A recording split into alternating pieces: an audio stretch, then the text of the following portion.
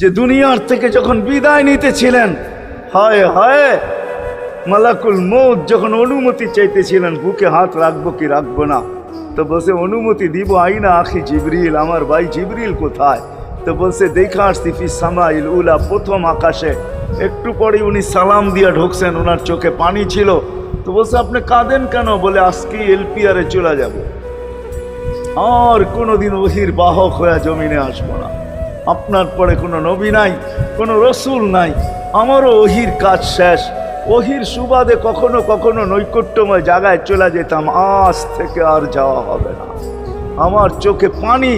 দীর্ঘ ১.৫ লক্ষ নবী, ৩১৩ জন রসুলের কাছে আমি নিয়ে আসছি।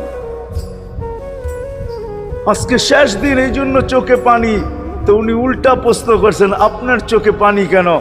জিবরিল মালাকুল মউত দাঁড়ায় আছে, অনুমতি চাইতেছে বুকে হাত দেওয়ার জন্য। এখনো এক প্রশ্ন বাকি। বলছে সেটা কি? বলে ফামান লিবাদিলি উম্মতি। অথচ ৯ ঘরে চুলা জ্বালানোর মতো তেল ছিল না। খাওয়া তো দূরের কথা, বাতি জ্বালানোর তেল ছিল না। আম্মা জান আয়েশা রাদিয়াল্লাহু তাআলা আনহা বলেন, যদি তেল থাকতো তো খিদার তাড়না এতটুক ছিল, আগে তেল পান করে নিতাম। হাদিস উঠায় দেখেন, লেখা আছে।